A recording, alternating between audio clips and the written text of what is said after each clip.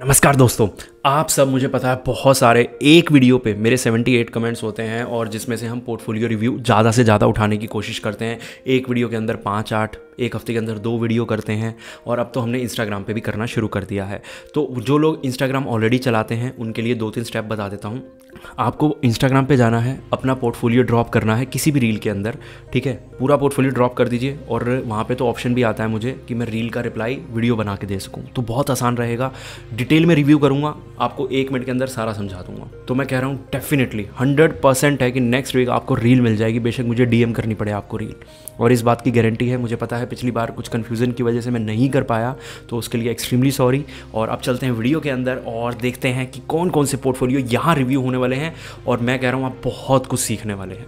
पहले कमेंट से ही, मतलब एक कमेंट मैंने उठाया है रविंद्रा साहा का, ऐसे कुछ नाम है इनका, बहुत बड़ा यूज़र नेम है। तो कोई बात नहीं, इनका जो भी क्वेरी है वो समझ लीजिए, फिर उसके बाद पोर्टफोलियो रिव्यू भी करेंगे, बहुत काम आएगी आप। तो यहाँ पे आप देखेंगे ना, तो यहाँ पे इन्होंने सीधा सीधा लिखा contradictory opinion by him, with every comment he changes his opinion. यहाँ पे ना कन्फ्यूजन क्या हुआ मैं बताता हूँ।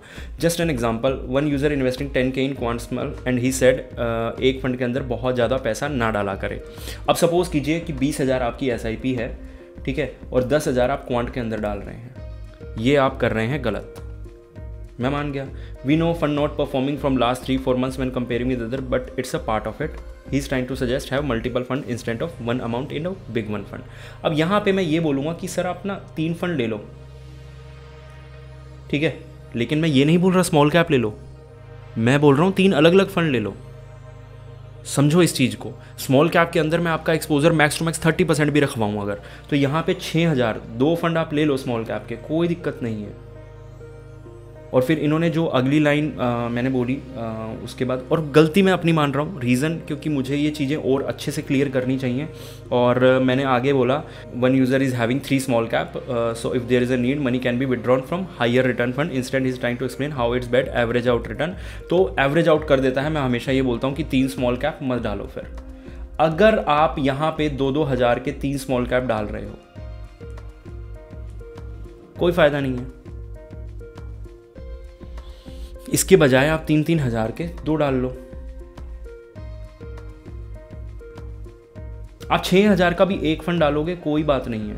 आपके पूरे पोर्टफोलियो का मतलब थोड़ा सा ज़्यादा पोर्शन बन रहा है 30% से ऊपर, लेकिन अगर मैं रूल्स के हिसाब से चलूँ तो मिनिमम टू मिनिमम आप किसी भी फंड के अंदर 10% डालें, मैक्सिमम 20% डालें, ठीक है। नंबर ऑफ फंड मैक्सिमम 6 रख लें, चलो ज़्यादा से ज़्यादा 7 रख लो। अब ये 2-3 रूल याद रखते हुए आप पोर्टफोलियो बनाओगे ना, तो आप क्या करोगे, आप अगर 5 फंड लोगे जिसमें 10-10% आप एक्सपोजर ले लोगे, ठीक है, 50% हो गया। फिर आप 2 फंड और बच गए आपके, आप 20-20% लोगे। आप कहोगे कि यार 90 हो गया, तो मैं तो ये नहीं कर सकता, मुझे यहाँ पे एक फंड के अंदर 10% या 5% एक्सपोजर 2 फंड के अंदर बढ़ाना पड़ेगा, ठीक है। आप इस रूल के अकॉर्डिंग चलोगे। अब आपके पास 7 फंड हो गए। अब मैंने एक रूल और ऐड कर दिया कि small cap, mid cap, small cap के अंदर 30% से ज़्यादा एक्सपोजर नहीं होना चाहिए और मिड कैप के अंदर 40 से। और अगर इसको मैं 10-10% प्लस भी कर दूँ तो कोई फ़र्क नहीं पड़ेगा। रीज़न क्योंकि ये फंड मैनेजर खुद मैनेज कर लेते हैं। आप 40% डालोगे तो भी जाके ये 3200 यानी कि 32% ही जाएगा आपका पैसा। तो चलो आप 40 भी डाल लो, लेकिन 35 मैक्स मेरे हिसाब से। तो ये 2-4%, 5% ऊपर नीचे चल जाएगा, लेकिन इन दोनों चीज़ों के बीच प्लीज़ आप फ़र्क समझिए मैं क्या बोलना चाह रहा हूँ। कि यहाँ पे तो हम बात कर रहे हैं कि आपके टोटल पोर्टफोलियो का पोर्शन कितना है। एक फंड के अंदर ज़्यादा पैसा मत डालिए, यानी कि एक स्मॉल कैप के अंदर आपके पोर्टफोलियो के पोर्शन का क्या बन रहा है। और दूसरी तरफ मैं ये बोलना चाह रहा हूँ कि अगर आप 2 फंड के अंदर पैसा डाल भी रहे हैं, वहाँ पे एक चीज़ करें कि 20% या 30% मैक्स एक्सपोजर रखें। आप 50% एक फंड के अंदर एक्सपोजर नहीं रख सकते। मैं आपको आगे एग्जांपल से समझाता हूँ। अब मैंने आपको बोला कि आप 2 स्मॉल कैप रख लो, आपने रख लिए, ये लीजिए क्वांट और Bandhan small cap, sorry I am really sorry, और Motilal Oswal mid cap, okay. अब यहाँ पे मैंने जो ये बंधन और क्वांट लिया, 6,000 रुपये है, 3-3 हज़ार रुपये का मैंने एग्जाम्पल दिया था। अब आप कहोगे इसमें क्या गलत है। मेरे भाई अब आप टोटल पोर्टफोलियो का पोर्शन देखो, 3000 12,000 का पोर्टफोलियो है, जिसमें से 6,000 स्मॉल कैप के अंदर जा रहा है। 50% of your exposure is in small cap. तो मैं उस चीज़ को मना करूंगा या नहीं करूंगा?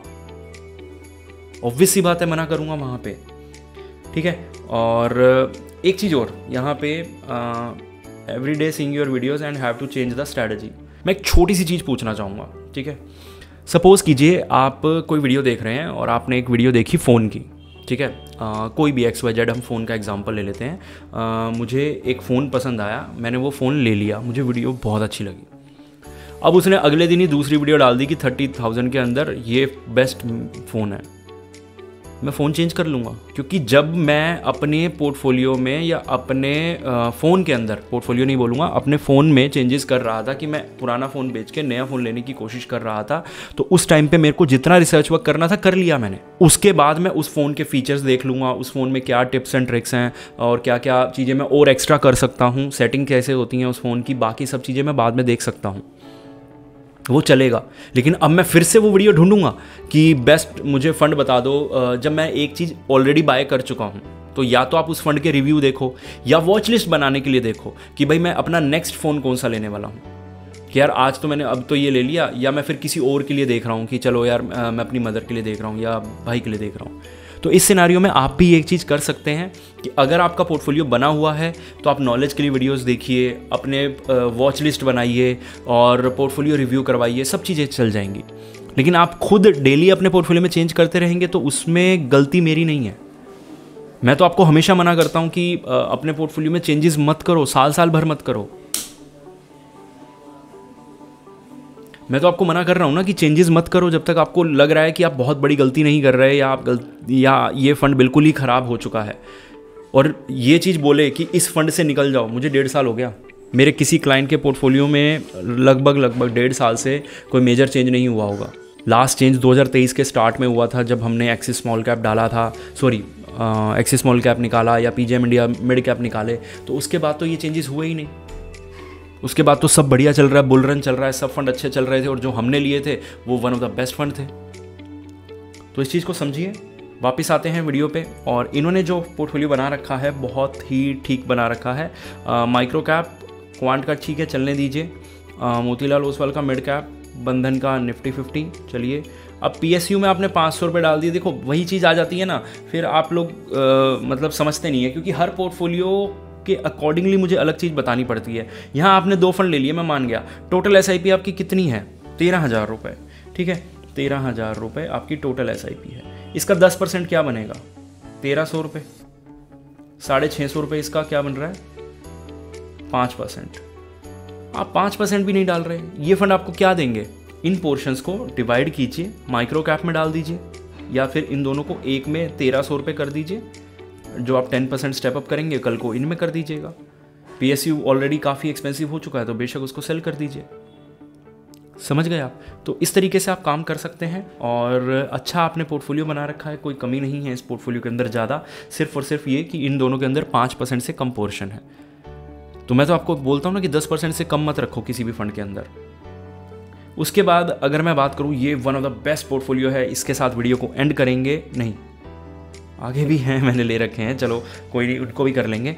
निप्पॉन लार्ज कैप, पराग पारिक फ्लेक्सी बहुत बढ़िया, JM फ्लेक्सी, इन दोनों का कॉम्बिनेशन बहुत अच्छा बनता है। लार्ज कैप ले रखा है, कोई बात नहीं, अच्छी बात है। 2 मिड कैप हो गए, 2 स्मॉल कैप हो गए, बढ़िया है। क्या इसमें कमी है? मैं मना थोड़ी कर रहा हूँ 2 स्मॉल कैप मत रखो, या किसी एक फंड के अंदर आपको दिख रहा हो कि बहुत ज़्यादा एक्सेस में एक्सपोजर चला गया हो। वही जो मैंने बता रखा है उसके अकॉर्डिंगली इन्होंने क्या करा, 20%, ठीक है, 60% हो गया, जिसके अंदर से 40% आपका मिड कैप के अंदर जा रहा है, चलो वो भी कंट्रोल हो गया। उसके बाद 10%, ठीक है, बहुत बढ़िया। यही चीज़ तो समझाता हूँ मैं। अब इन्होंने, मुझे नहीं पता, मेरी वीडियोस देख के करा है, अगर करा है तो I am feeling very proud, और नहीं भी करा तो भी बहुत अच्छी बात है कि इन्होंने एक अच्छा पोर्टफोलियो बनाया।